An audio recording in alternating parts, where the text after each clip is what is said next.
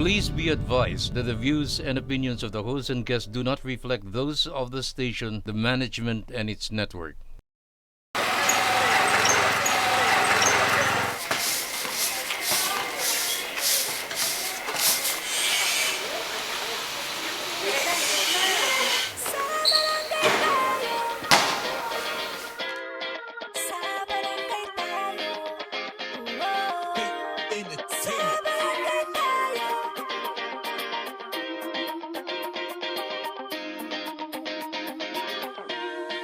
Sa barangay tayo, ikaw at ako.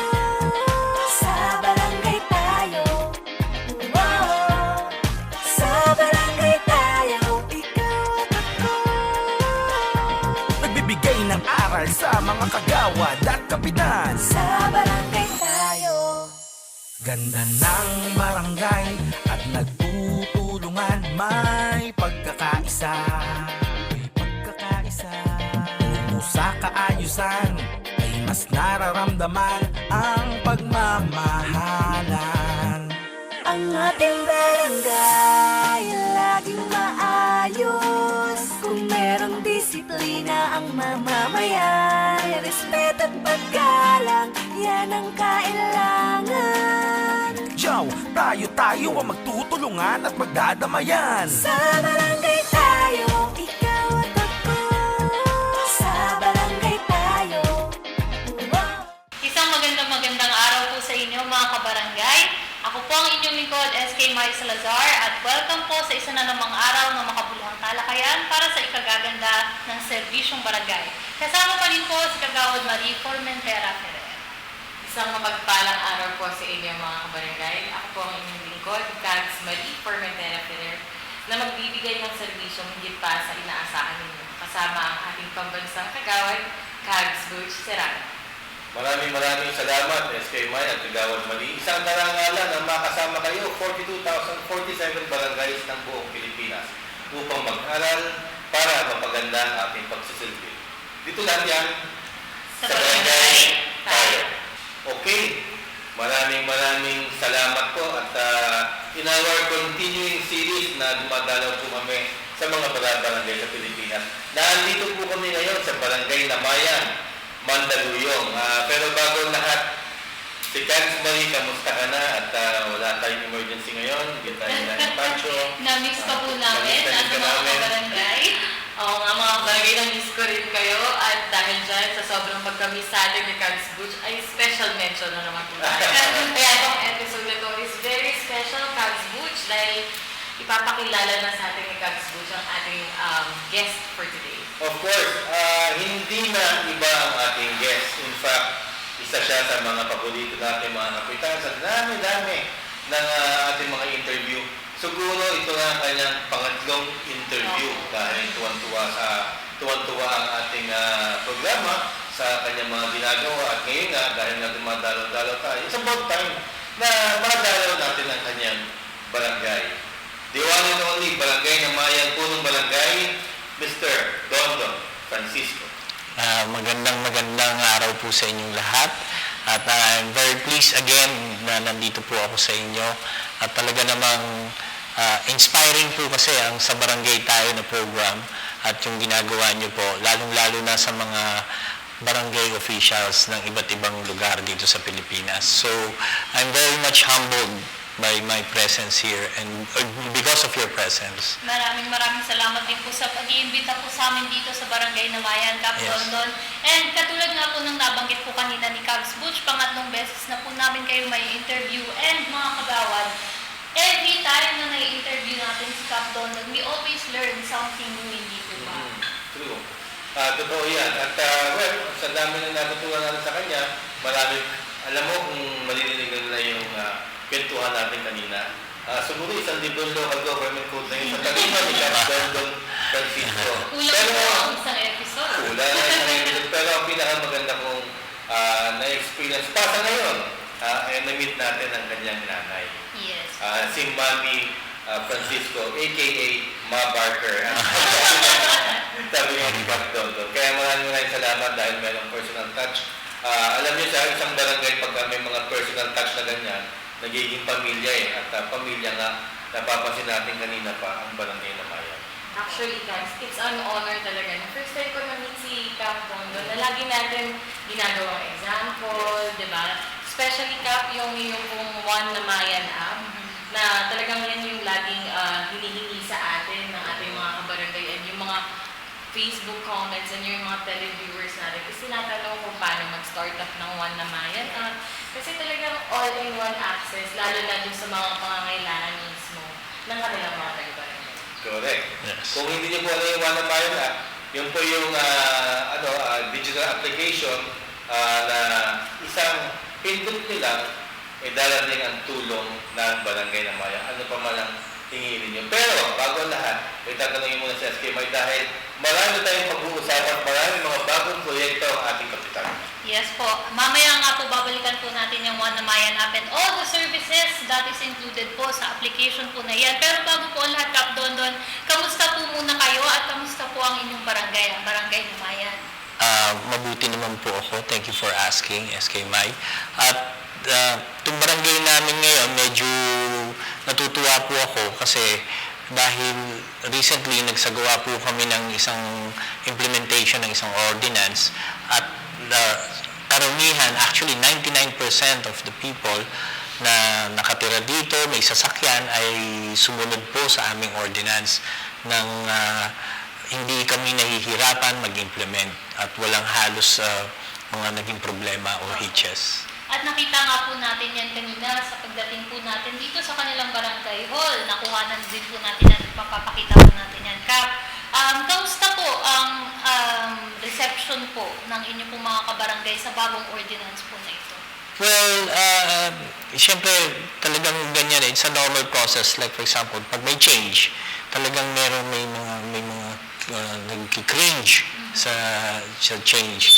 Pero pag nakita nila yung dahilan kailangan gawin ito, sunod-sunod sila at sila pa mismo ang gumagawa ng paraan para, like for example, may mga ibang lugar, may mga ibang kabahayan dito, ang ginawa nila, yung bakod nila, binutas nila para maipasok yung motor kasi yung mahirap talaga yung magpaalis ng obstruction. Usually makikita mo sa YouTube, naguhulihan ng MMDA, makikita mo, tinitikita ng MMDA, tinotow lang yung mga city accredited towing companies.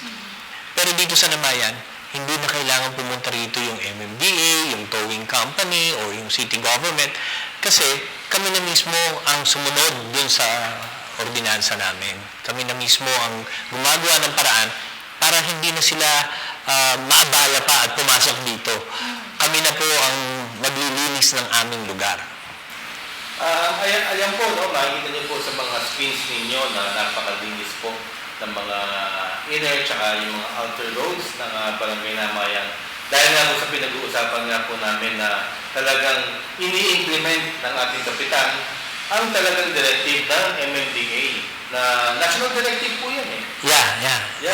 Hindi talaga dapat sinusundan talaga ng mga kapitan yan, ng mga local government officials. At ito nga isang ehemplo na napakalinis nga at napakagaling. Alam mo, ang ano lang naman dyan, ang mga tao, sabi nga ni Cap, very, very suspicious and very worry of change. Kasi nga, nakasanayan, kahit ibay, kahit mga sasakyan ng mga malalaki, dyan sa kalsada. Pero nga, dahil nga sa tapang at kisig, and syempre, ini-implement po ang batas. Ngayon, makikita niyo sa inyong mga skills, napakalinis. Cap, alam ko na nahihirapan ang damdamin ninyo na ginawa nyo, pero ginawa nyo pa rin. And we commend you para sa inyong tapang. Salamat po. Ayan mga kabarangay, baka nagtataka kayo kung ano yung ordinance na pinag-uusapan po natin. Ang ordinansa po na ito, actually, we have the hard copy here.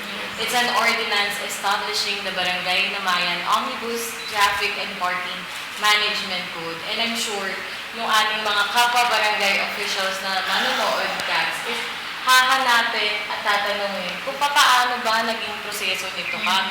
Kasi syempre alam naman natin na ang ordinansa ay dumadaan talaga yan sa proseso. And it took a time. Yes. Diba po? Hindi Yes. naman kasi bigla-bigla na pag nagpasa ka, maa-aprobahan agad.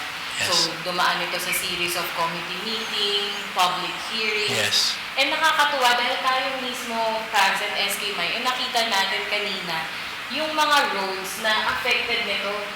Yun nga agad yung pumasok agad kap sa isip ko kanina na paano yung pagtanggap ng tao. And kanina narinig ko rin wake up na almost everyone talaga wanted to adopt the change. Kaya mga kabarangay, talaga napakaganda po rin naman talaga ng direktiba ng national government yung clearing na to, especially when it comes to disaster. Yes. Lalo yes. na yung sunog. At sa mga maliliit na eskinita na pagpaparkingan mo pa, may nakapark na motor, may nakapark na tricycle, may e-bike. Pero paano po pag magkaroon ng sakuna? Like baha. Yes, isa pa rin yan. Wala na ho mga baha din. Wala na po. Wala na po. Ang swerte po ng barangay namin dahil sa maganda po ang coordination at samahan ng city government led by the good mayor and the vice mayor at ang barangay at mga constituents dito, napagawa po yung aming drainage at road improve po. Sususugan ko lang po yung sinabi nyo, Kags Marie, na talagang yung paglilinis ng karsada ay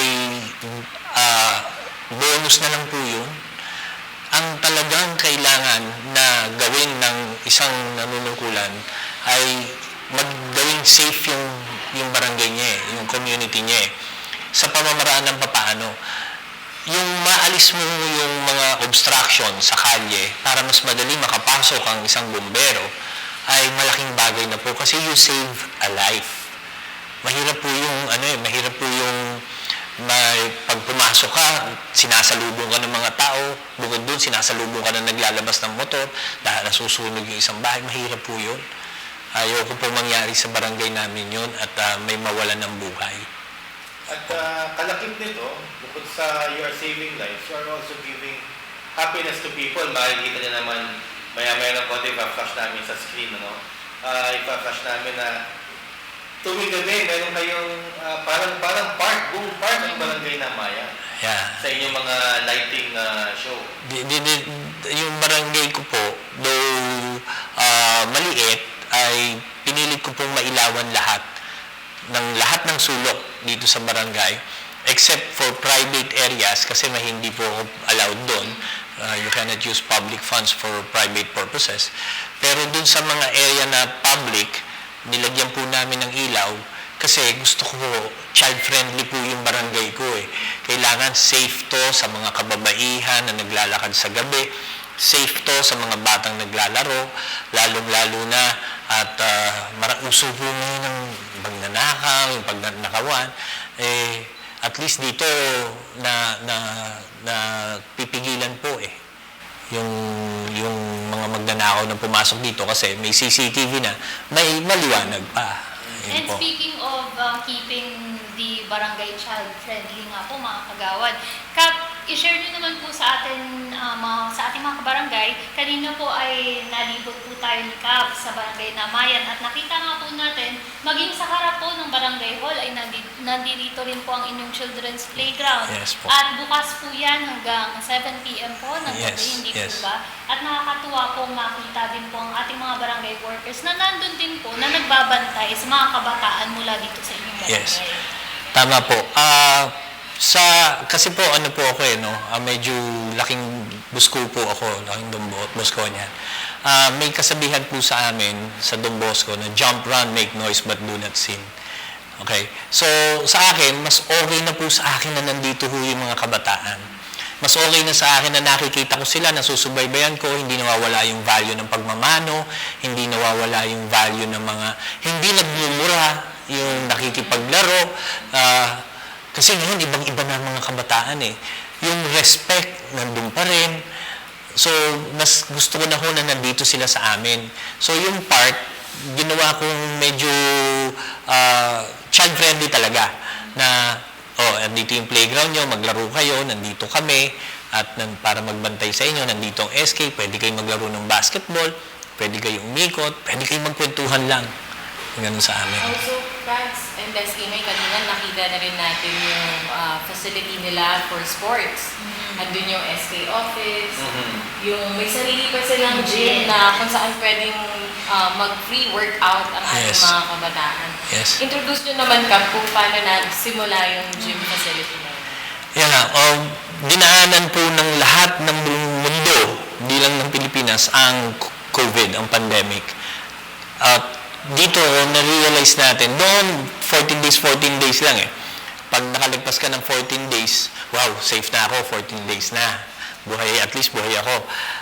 Pero after nung pandemic, nakita namin ng council yung necessity na para yung health ay maalagaan ng mga tao.